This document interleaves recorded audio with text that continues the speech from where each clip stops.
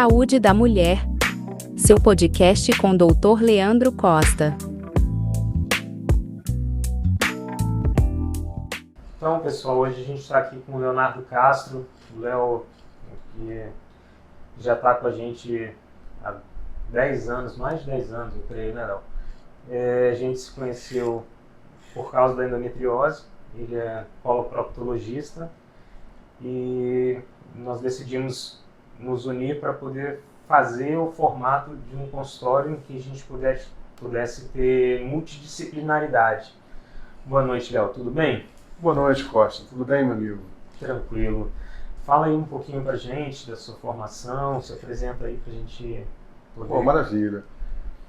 Costa, eu sou coloproctologista e é um termo que gera uma certa confusão, mas basicamente o coloproctologista é um cirurgião do aparelho digestivo. Eu trato de doenças coloretais, ou seja, do intestino grosso, intestino delgado, reto e ânus. E a endometriose é uma cirurgia que em 30% a 40% dos casos acomete o tubo digestivo. E a gente se conheceu exatamente com isso, né? O acometimento intestinal ele não é raro na endometriose. Eu sou focado, como eu disse, em cirurgia coloretal e doenças do tratamento cirúrgico do colo e reto.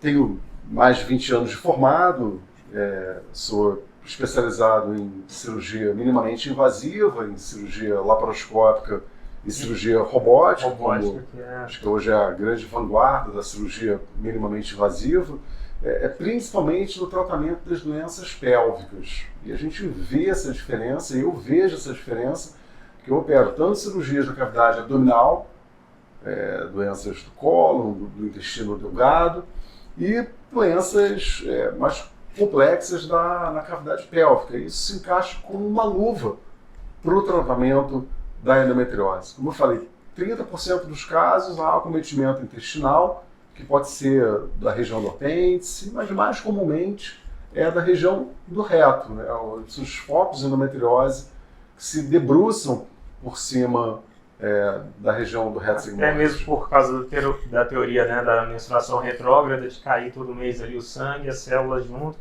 acabam se implantando ali no intestino, que é a região que está ali colado atrás do útero, né? Uma das coisas que a gente está bastante acostumado a fazer, quando chega paciente em mim, eu sempre peço para o Léo avaliar esse acometimento, né, para saber que tipo de abordagem a paciente conhecê-lo, né, porque a equipe ela não é formada só do ginecologista. O ginecologista trata a parte do útero, né, da parte do aparelho genital feminino, enquanto ele vai tratar essa parte coloretal, a parte do intestino e esses outros acometimentos que a gente encontra da endometriose. Encaminho para ele avalia, e aí no final de tudo a gente faz uma solicitação de cirurgia em conjunto para poder tratar a paciente dessa forma. Nas endometriose do intestino, né, a gente observa que existe algumas formas de acometimento e nem sempre o tratamento cirúrgico vai ser igual para todos os pacientes, né? Então eu queria que você falasse um pouquinho para a gente quais são os tipos mais comuns de abordagem cirúrgica do intestino quando a gente se trata de endometriose, né? Muito interessante você ter falado isso. Assim como você disse, quando a gente encaminha o paciente, enfim, a gente discute os exames, discute a ressonância, acho que é importante a gente destacar que hoje, uma cirurgia como essa, uma cirurgia sofisticada, multidisciplinar, ela começa com um planejamento operatório. Então, onde entra o Henrique também, né? Onde entra o urologista, onde entra, enfim, pode entrar outros profissionais, mas do seu ponto de vista cirúrgico, como a gente está falando da cirurgia pélvica, o urologista, o ginecologista, o coloprocto, mas eu acho que é importante destacar o planejamento pré-operatório. A cirurgia ela não começa no centro cirúrgico, a cirurgia ela começa com todo um planejamento. E hoje o grande guia, que é o nosso GPS, é o nosso satélite orientador, é uma boa ressonância magnética, ou seja, colocando mais um profissional que é um radiologista experiente com boa formação em doenças pélvicas ou endometriose, que consegue perceber com clareza de detalhes, é o nosso mapa. Então o planejamento começa daí. Uma boa anamnese, exame físico detalhado, exame de imagem. A anamnese, a conversa, o exame protológico no consultório. Então, no nosso dia a dia, por exemplo, um paciente que tem endometriose, dor e sangramento durante a evacuação. Esse sangramento, muitas das vezes, pode não ter relação com a endometriose. Sim. Ser uma doença hemorroidária, uma doença comum, uma doença do dia a dia. Pode ter uma alteração do trânsito intestinal e várias vezes por dia ao banheiro e não ter diretamente relação com a endometriose, ser, às vezes, a síndrome de um intestino irritável, uma colite. Então é importante essa diferenciação para começar o planejamento operatório. Então, isso é muito importante que o paciente entenda esse destaque que eu estou dando para o planejamento operatório da equipe multidisciplinar e da relevância dos métodos de imagem para triar a nossa conduta. Um exemplo prático, agora sábado, nós operamos um caso, era uma doença parecia meio escondida, a gente não tinha visto, mas a ressonância tinha mostrado com clareza. Quando a gente começou a abrir os planos pélvicos, uma doença robusta, grande.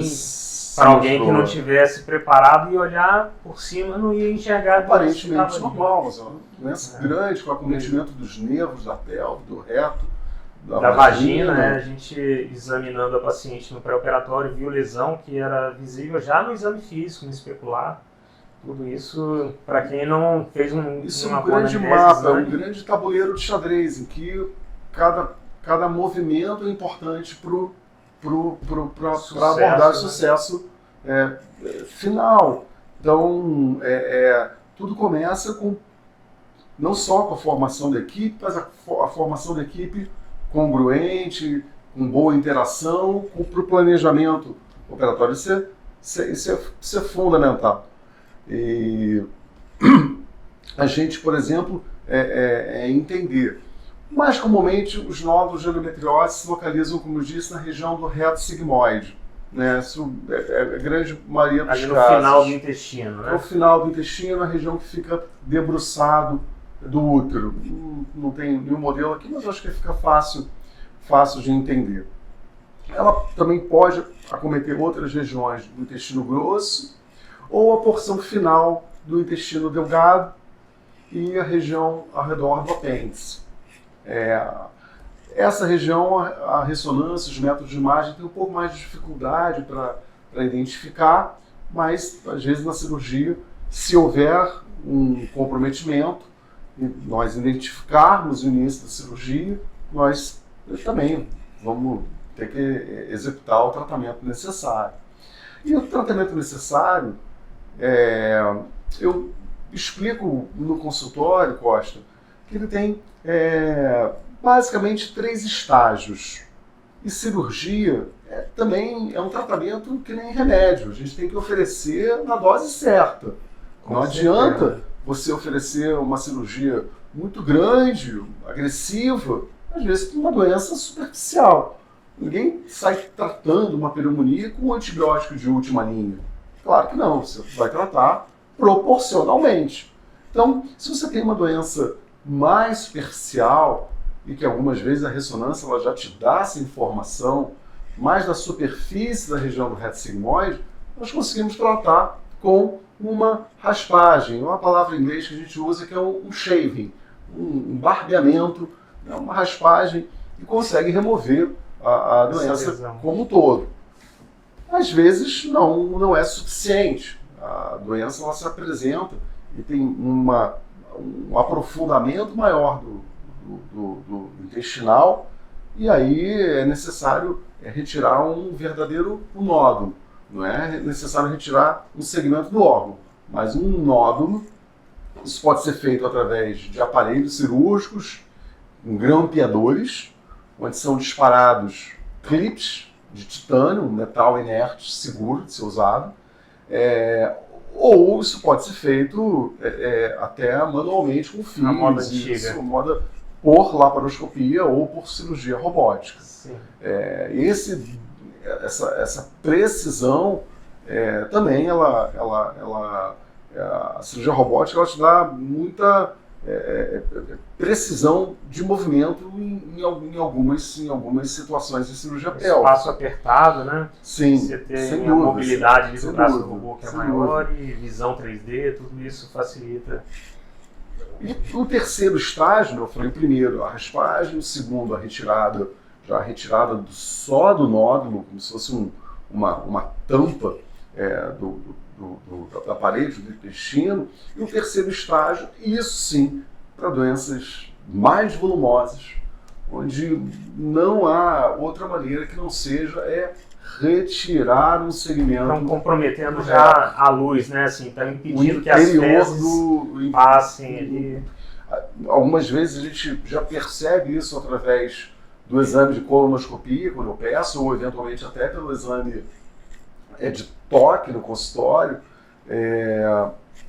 No exame, no consultório a gente faz o exame de toque retal, de toque vaginal, para ver se há alguma correlação do nódulo endometriótico do reto com a vagina, como a gente falou da paciente que nós operamos no sábado.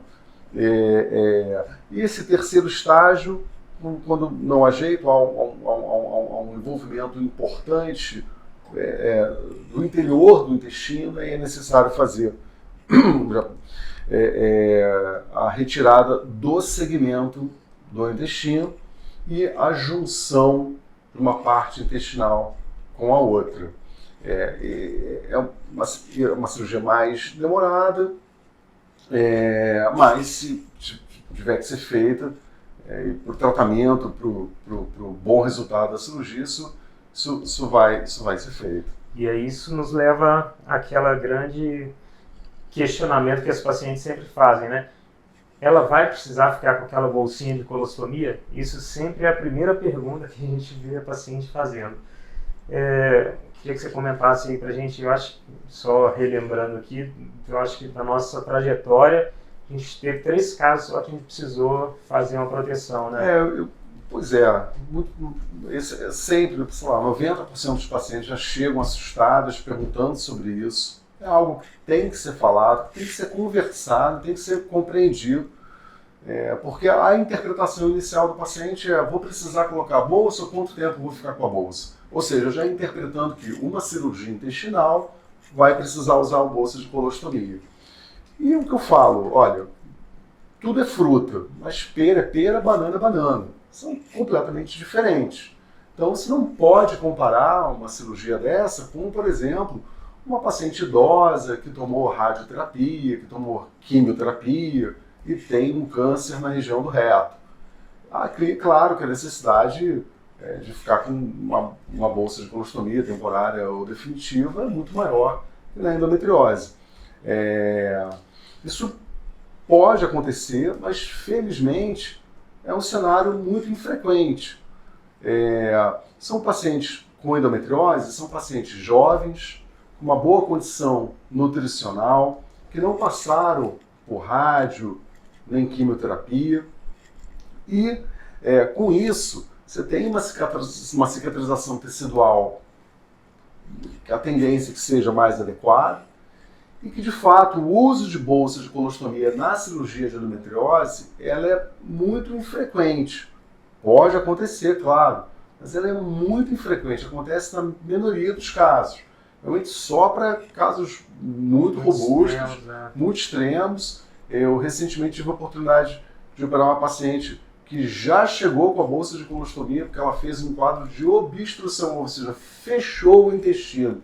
Ela já chegou assim, com um quadro de obstrução intestinal e já tinha sido feita a bolsa de colostomia para aliviá-la daquele cenário de urgência. Então são casos muito infrequentes, né? Isso não é a regra. E isso que eu deixo muito bem explicado. Não é que não possa acontecer, mas a chance de acontecer é muito pequena. Mínima, né?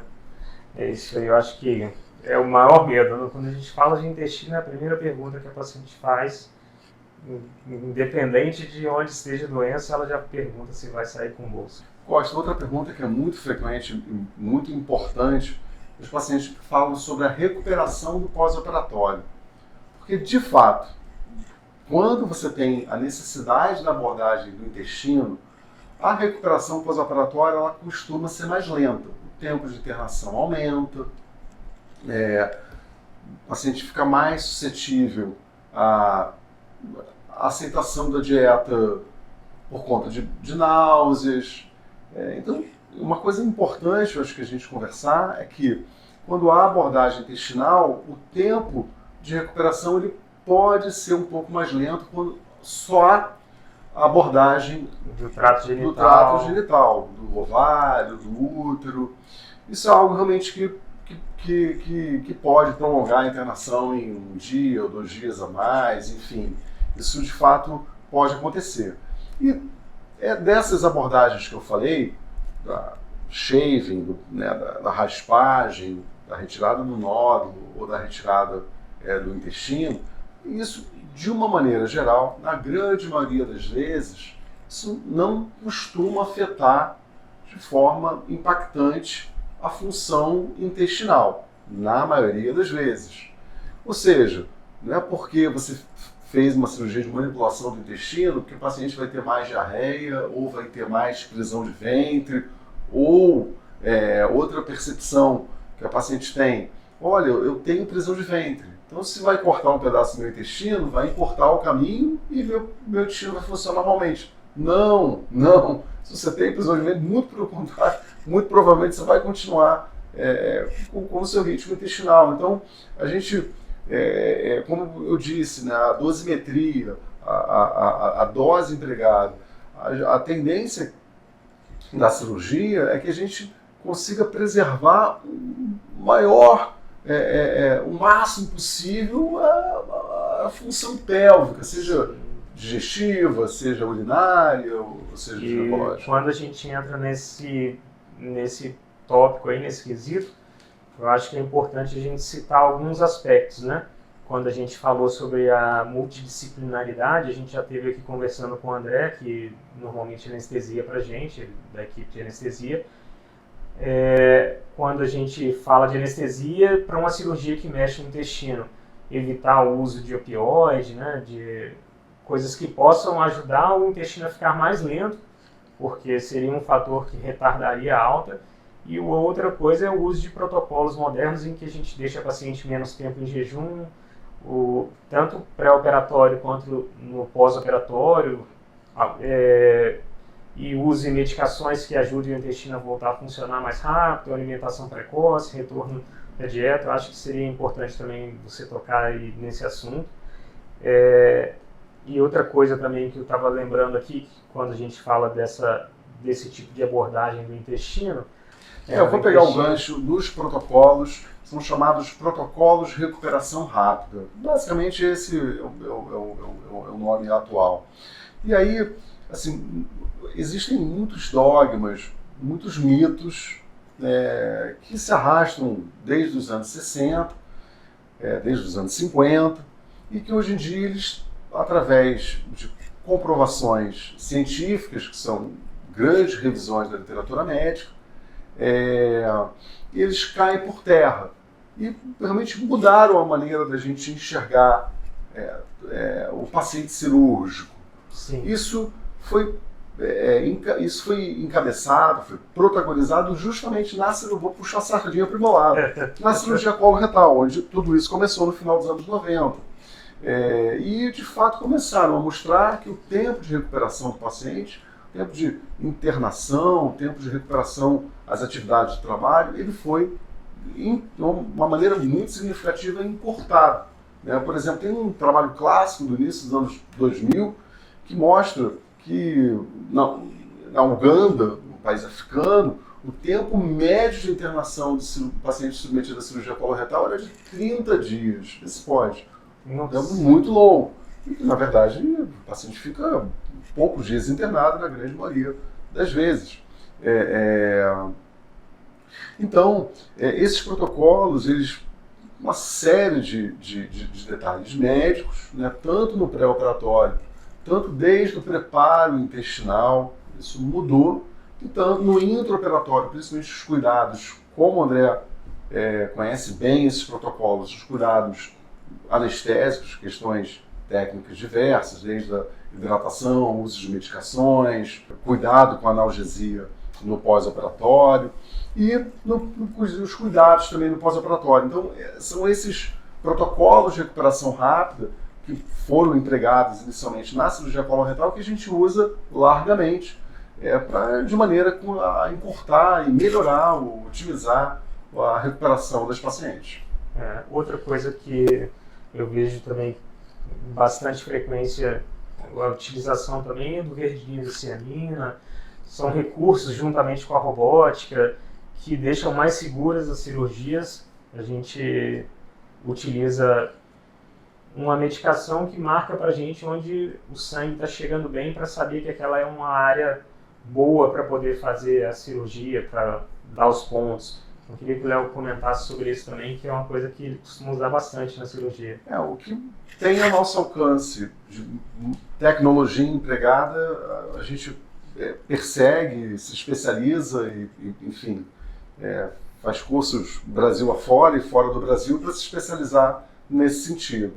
Aí se falou agora rapidamente de dois grandes recursos interessantes. A cirurgia robótica, que a gente já tinha falado, a tecnologia de fluorescência, que usa o verde de cianina, que basicamente é um corante que é injetado na veia, e a gente consegue ter uma precisão do padrão de vascularização dos tecidos. Então, ou seja, quando eu retiro um segmento intestinal, nós rotineiramente empregamos essa técnica para estudar a vascularização do intestino e executar a junção intestinal, a sutura intestinal, numa área que se mostre adequadamente viável por esse corante, por esse marcador. E nós usamos isso durante a cirurgia. Então esse é um outro recurso que a tecnologia nos traz, e a gente usa isso de fato rotineiramente. Ou seja, a gente está vendo, Costa, que é uma grande cadeia, né? E quando a gente começou, como as coisas tem muita mudaram. evolução, Né? A gente viu os nossos professores engatinharem na videocirurgia, né? Assim, a gente fala de robótica, a gente fala desses corantes especiais verdes de cianina, né? Mas assim, tem coisas que são subliminares, a qualidade da imagem que a gente usa. Outro dia conversamos isso sobre isso. Outro dia a gente estava operando, levaram um monitor para uma cirurgia demonstrativa para você, monitor de 50, parecia televisão de Copa do Mundo, cinema, 50 polegadas. A vontade você tinha de entrar dentro da tela, você sentia ali uma célula quase. Coisa fantástica. Então, assim, a imagem que a gente usava quando a gente começou era um TV de tubo, né? TV de tubo. Tudo mudou, até a usinagem das pinças, seja de laparoscopia, ainda mais que a gente fala hoje da capacidade de articulação das pinças do robô. As coisas mudaram muito, né? Com isso, de fato, avançou muito. E outra coisa, outro recurso que avançou soberbamente é a imagem. O que a gente diz sobre a ressonância magnética. Aparelho de ressonância, vou falar especificamente aqui, o aparelho de campo de 1 Tesla e meio, 3 Tesla, ou seja, vão recortes assim muito precisos, muito precisos. Então, todos esses recursos eles têm que estar na mão dos cirurgiões para que a gente tenha um planejamento operatório cada vez mais preciso e possa oferecer o melhor de tratamento para os pacientes. Eu acho que o que fica para a gente aqui é que desde o primeiro contato com a paciente a gente precisa realmente ter uma abordagem multidisciplinar. A gente precisa estar preocupado com a dor que ela sente no pré-operatório. A gente já conversou sobre a parte da medicina que trata da dor, né, a clínica da dor, a fisioterapia pélvica, que ajuda a gente no pré e no pós-operatório, o planejamento cirúrgico, desde a parte nutricional, com dietas não inflamatórias, a parte da abordagem da anamnese, dos exames físicos da paciente, tanto da parte ginecológica como da parte coloproctológica, urológica, os exames de imagem de qualidade, um bom planejamento da cirurgia com os materiais adequados, com o melhor que a gente tem de disponibilidade na tecnologia e uma equipe que já se conheça e que seja preparada para abordar de forma segura e trazer um melhor resultado para a gente e para a paciente e uma recuperação rápida e um pronto retorno às atividades, visto que, como você mesmo comentou, né, são todos pacientes jovens que estão aí no meio da vida laboral e muitas vezes querendo engravidar, que precisam começar a tentar logo, que vão fazer fertilização. Então, eu acho que o que fica para a gente é a importância de todo esse planejamento, da multidisciplinaridade e de ter essa equipe entrosada. Agradecer aqui ao Léo. Pois é, Costa. Agradecer pela essa oportunidade, acho que muito elucidativo, explicar vários aspectos do tratamento de uma doença dessa tão complexa, tão difícil, que requer tantos especialistas, tanto do cunho multidisciplinar, e mostrar, primeiro, o planejamento detalhado, para a gente colocar uma paciente na mesa cirúrgica e utilizar todos os recursos tecnológicos que a gente tem disponível para o benefício e boa recuperação das pacientes. Eu acho que esse é o grande recado que fica que eu queria passar. É exatamente isso. Muito obrigado pela oportunidade. Eu que agradeço aí a presença e a disponibilidade do tempo aí, que eu sei que a gente tem uma vida bem corrida. Você não faz só isso e a gente agradece aí. Maravilha, Costa. Muito obrigado. Um abraço.